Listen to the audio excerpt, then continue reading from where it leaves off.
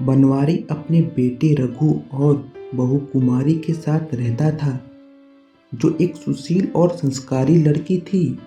वह अपने घर को बहुत ही समझदारी से चलाती थी। अपने घर में किसी चीज़ की भी कमी होने नहीं देती थी। वो बनवारी और रघु एक किसान थे जो रोजाना अपने खेतों में काम किया करते थे। वो अपने खेतों में जुताई, बुआई, छिटाई किया करते थे और इससे भी ज़्यादा वो अपने खेतों में मेहनत किया करते थे, जिससे उनकी फसल हर साल काफ़ी अच्छी होती थी। बाबूजी, इस साल भी फसल बहुत अच्छी हुई है। इस बार भी हमें काफी लाभ हुआ। ये देखिए, फसल बेचकर हमें इतने सारे पैसे मिले।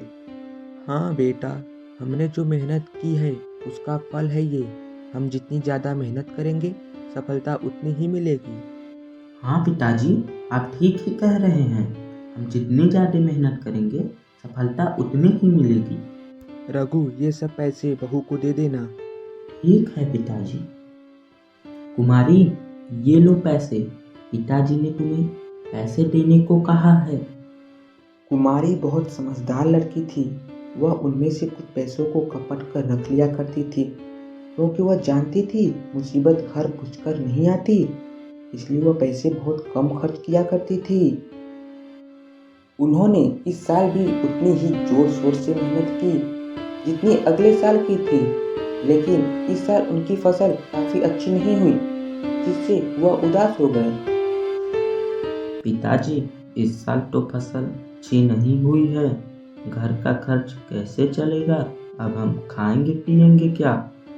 पता नहीं बेटा, अब क्या करेंगे हम। अब जो ऊपर वाले ने हमारे तकदीर में लिखा होगा अब वही होगा।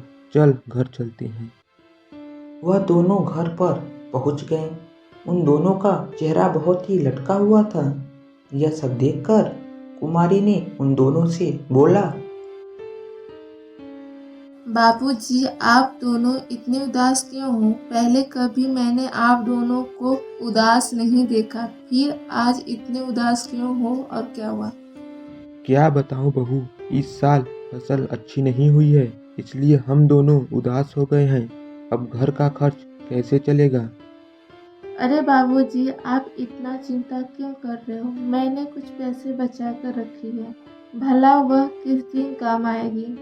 उन पैसों से कुछ महीने बीत ही जाएंगे, तब से आप काम भी ढूंढ लेंगे। कुछ महीने बीत गए। उन दोनों को कोई काम नहीं मिला। वह जिस दुकान पर जाते थे वहाँ का मालिक भगा देता था। जाओ जाओ, तुम लोगों के लिए कोई काम नहीं। मेला मत लगाओ, यह तुम्हारा घर नहीं, चले जाओ यहाँ से। और वह वहाँ से चले जाते हैं और घर पर आ जाते थे। अब उन दोनों की चिंता बहुत ही बढ़ गई।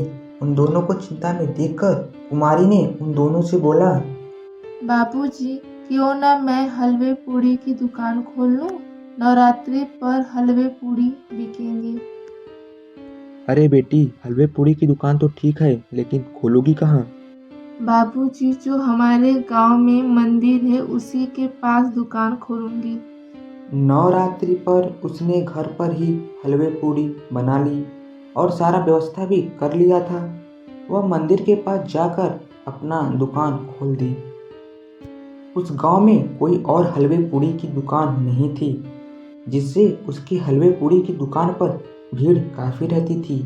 वह रोजाना हलवे पूड़ी की दुकान खोला करती थी। हर दिन उसका सारा हलवा पूड़ी बिक जाता था।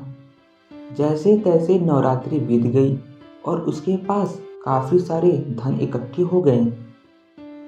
देखिए बाबूजी, इस साल के घर खर्च के लिए और आपके खेती बाड़ी के लिए काफ़ी पैसे हो चुके हैं।